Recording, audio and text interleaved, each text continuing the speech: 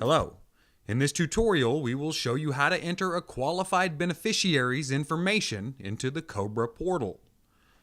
Whenever an employee is terminated, leaves your company, or experiences a COBRA qualifying event, that employee and all dependents become eligible for COBRA, or if a dependent experiences a COBRA qualifying event, the dependent becomes eligible for COBRA, and their information must be added to our COBRA administration software to request the required COBRA notice to be generated and mailed. To do this, go to the Ameriflex website at www.myameriflex.com and click the Log into Your Account button in the top right-hand corner of the screen. From the drop-down menu, select either Employer if you are a plan administrator or Producer if you are a broker. This will take you to a login screen. From this screen, click where it says COBRA Point to manage COBRA information, view group participant and plan information, add participants, and run reports. This will take you to the COBRA Point login page. Enter your username and password to log into COBRA Point. Your login information should have been presented to you in your welcome email, but if you don't know your username and password, you can contact your dedicated client experience specialist and they will provide it to you. After logging in, you will be directed to the home page where you can manage your COBRA participants. From this page, hover over the Wizards tab at the top of the page and select Add a new QB Wizard from the drop-down menu. If you're a plan administrator, your company name will automatically be displayed in the Client Name field. If your company has multiple divisions or locations, you may need to select the division that a qualified beneficiary was employed at. Do this by clicking the drop-down arrow by the Division field and selecting the division. If you're a broker, you will need to search the company name. Do this by typing the name in the Client Name field, then clicking the Search button. Then in the Select Client field, you can click the drop-down arrow and select the company name from the drop-down menu.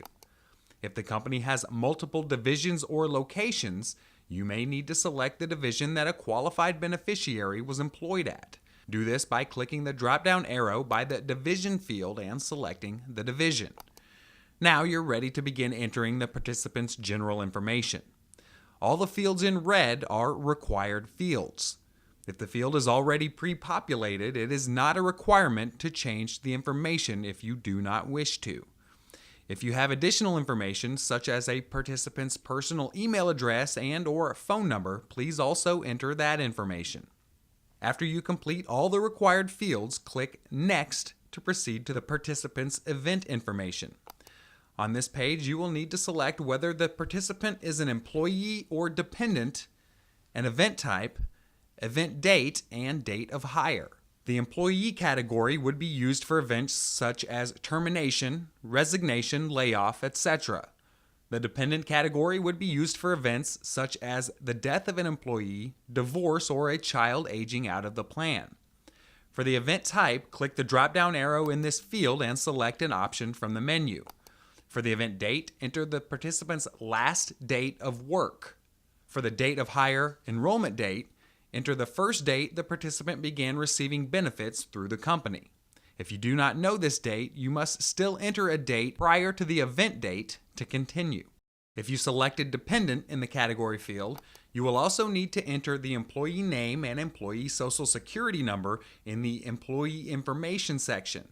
After filling out all the required fields on the participant's event information page, click the Next button to continue. This will take you to the Plans page. Click the Add a Plan button with the green plus sign in the top left-hand corner. On this page, you will add the plan that the participant was an active member in, as well as the coverage level. You cannot opt for COBRA coverage that was not part of the participant's benefits plan on the day prior to the qualifying event. This also includes any dependents. Choose the correct plan from the drop-down menu in the Plan field. If a participant was enrolled in multiple plans, for example, a medical, dental, and vision plan, you will have to complete this section for each plan. For the coverage level, choose whether the benefits covered the employee only or the employee plus dependents. Do not change the boxes in the Insurance Type Information section or the first last day of COBRA section, as these are pre-populated for compliance purposes. When you're finished filling out the information on the plan page, click the Insert button. Repeat this process for all plans the participant was enrolled in. Once all plans have been entered, if all of the plans submitted on the plans page are for employee-only coverage, and there is no further information to add, such as subsidy information or letter attachments, click Finish and then Save. If you have chosen a plan with a coverage level that is not employee-only, meaning an employee plus any of the dependent options from the previous page, click Next to continue to the Dependents page. From this page, click the Add a Dependent button with the green plus sign in the top left-hand corner of the page.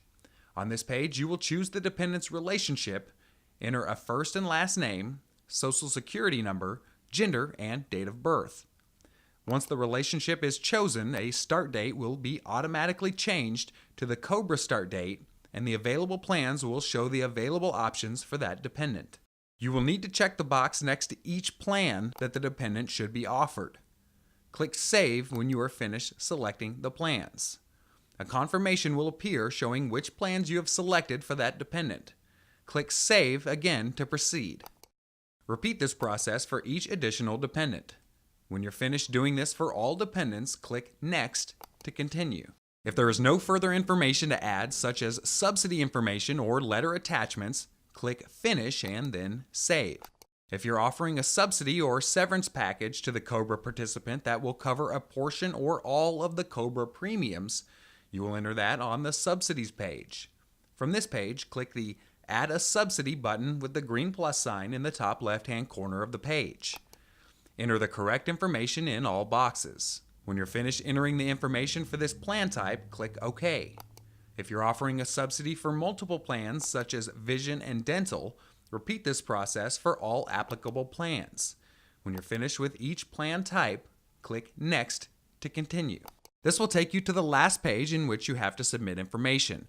On this page, you will select any applicable letter inserts. Select the appropriate letter based on the state in which the employer is located. If the employer is not located in any of the states listed in the letter inserts section, then this does not apply. Once you have completed this section, click Finish and click Yes to save. This will take you back to a snapshot of the record you just requested. Here, you can double check all the information you just submitted. If you notice any information that needs to be corrected, please be sure to reach out to your client experience specialist the same day you submit the request so all changes can be made before the notice generates and is mailed to the participant. That's it. You've successfully requested a COBRA notice to be mailed to a qualified beneficiary. Thank you for watching our tutorial video. We hope it was helpful.